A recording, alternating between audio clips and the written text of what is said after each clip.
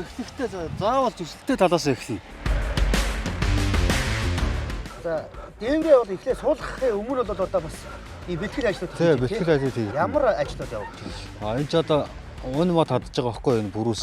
Дандаа хөндлөө мод. Энэ дээр жирпэс нэг хөл тогтоохын тулд өн мод хадж байгаа. Энэ болохоор яг хоорондын зай 32 санж гэдэг маань.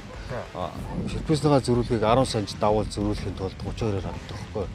Энэ доотлоо дэвсэж байгаа харцаас нь болохоор яг вэ энэ бол ямар ч харцаас байж болно.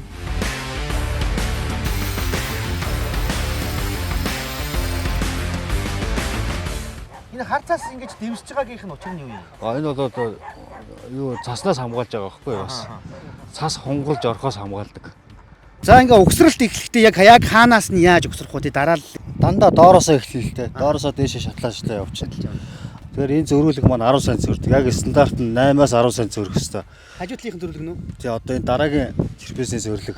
Дараагийн жирпэс энэ дээр тавигдахад 10 санжаас 8 сая зөрөх хэвээр. Доод нь болохоор усны аялга орж ирнэ, нүүр мод хадагдана гэж үзээд 7 санж гаргацсан байхгүй юу? 7 санж. Дээдлийн 1 гээд 2 дахь үеийг ширүүвтээд 3 дахьаас нь сул тавиа явчихна. Ширүүвдэхгүй. Тий ширүүвдэхгүй тавиа явчихна. Өөрөө энэ хувьд уйлдаа дарагдаад явж байгаа болохоор суугч урна гэсэн ойлголт байдаг юм л да. Солих барих шаардлага гарахаар сольж болохоо очтын бүгдийг нэг хүчсэн ширүүвтчихээр.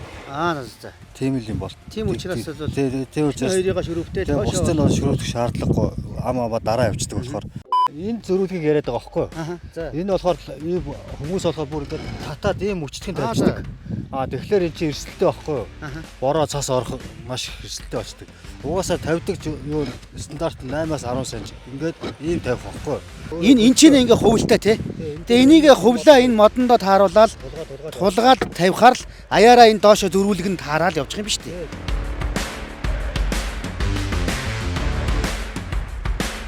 Тэгээ одоо энэ ёроолоо бүгдийг ширүүвтэй шүү дээ. Эхлээд ёроолынхаа за. Ёроолоо бүгдийг нэг хүчлээ ингээд ширүүвтэй явчихна.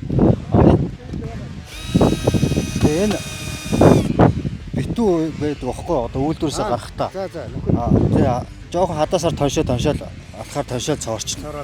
Тэгэл явчихна. Тэрээс аг үйлдвэрсээ бол хагас битүү гардаг энэ нөхөн.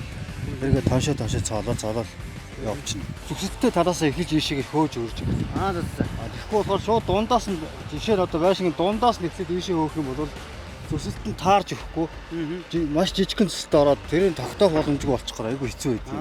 Тэгэхээр нэг бүтэн жирпэзээр эхлээл тэгээд ийшээ хөөчвөл амар байдаг байхгүй. Хүй анх хийж байгаа хүмүүс бол мэдээж сайн зурхгүй бол хэмжээ алдаад дайлын зүсэгдээд. Энэ зай хэтэрхий их бол цасч орох магадлал ихтэй шүү дээ. Энэ тэгэхээр энийг сайн толгож явах хэрэгтэй. Тий.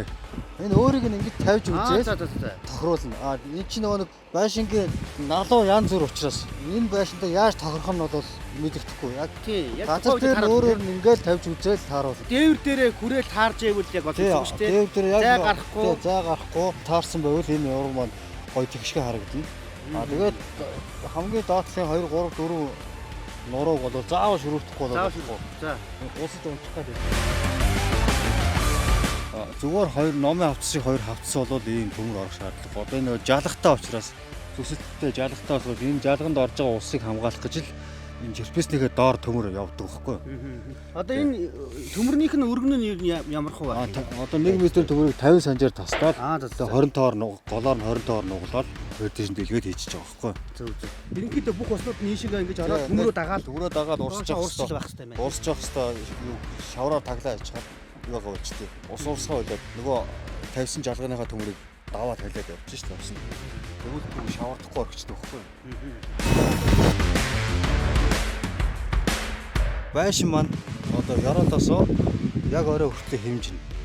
Хэд байх нь янз бүр байгаа шүү дээ байшин бол. Бүгд яг 32-оор таарна гэж бол байхгүй шүү дээ байшин. За адилхан болохыг бол 32-оор явж жагаад доод 2 м дэх бүрээс хүртлээ хэмжээд тэрийг тэнцэх хуучдаг байхгүй юу?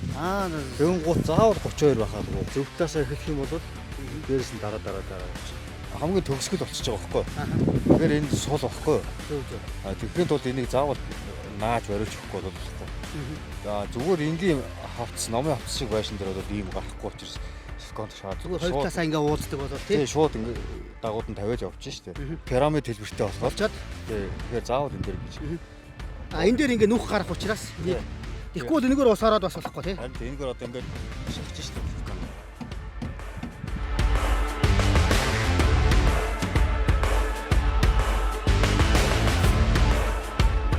Монгол дээр компани бол сүүлийн 20 жилд биш дээврийг үйлдвэрлэж байгаа. Бетонын зургаар зурж хийдэг. Тийм үү 120 тонны даацаар шахаж гаргаж тийм дээвэр аваа. Чанарын хувьд бол 60-100 жилийн баталгаатай.